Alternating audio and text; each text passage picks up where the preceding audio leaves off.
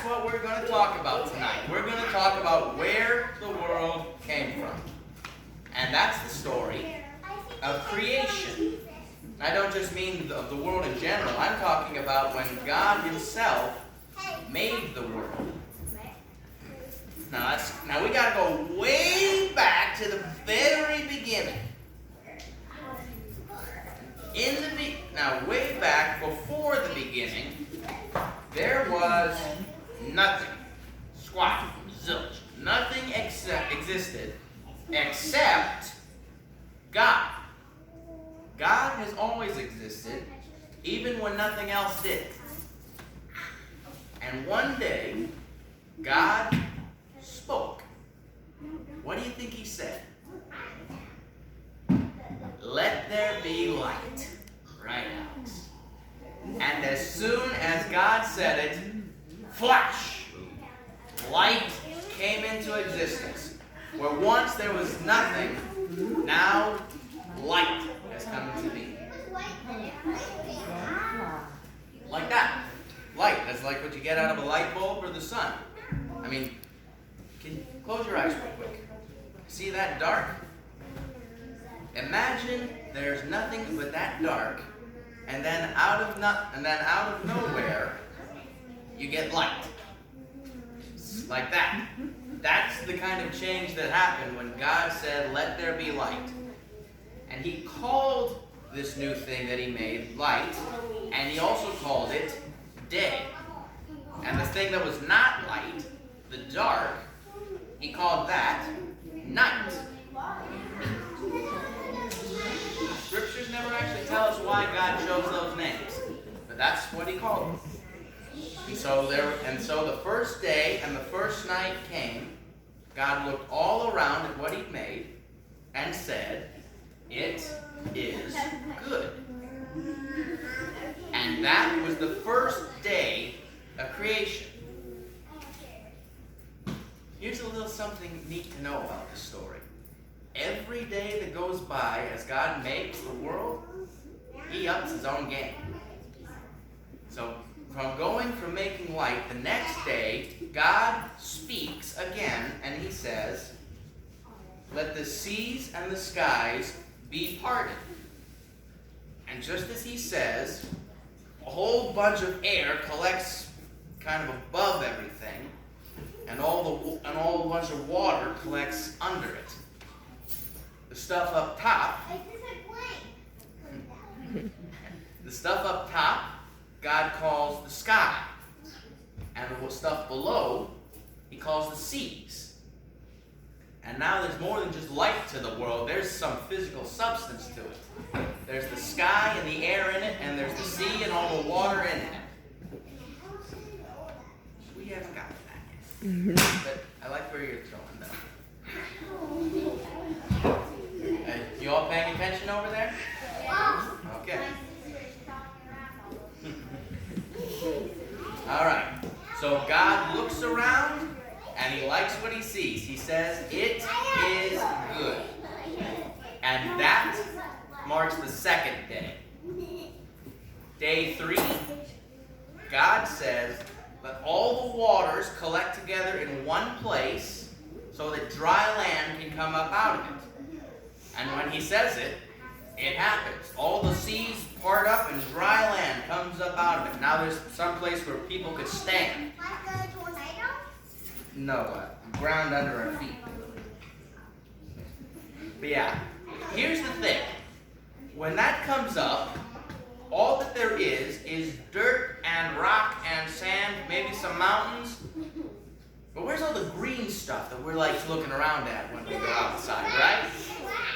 Well, that's what God does next. He says, "Let the land be covered in all kinds of plants and other kinds of growing things."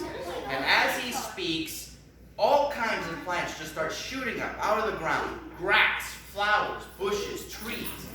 Like, can you imagine? I mean, you guys know how long it takes a garden to grow, right? Imagine being able to see a whole garden grow in the time it takes you to blink your eyes. That would be cool. And that's exactly what happened when God said to have plants grow in the earth. God looked all around at his new handiwork, and he said, "It is good." And that was day number 3. We'll talk later on that, okay? Day 4, God turns back to the skies. He's put all this stuff in the seas and on the earth. Now he's trying to put something more in the sky than just air. So he says, let 2 great lights be made in the sky to help mark time. So the greater of these 2 lights is called the sun. And God sets it in motion to light up the day. And then the lesser of these 2 lights is the moon. And God sets it in motion to mark and light the night. And he also puts all the stars and planets and everything in outer space up there to also give us light at night. God looks all around at his new work, and he says, "It is good."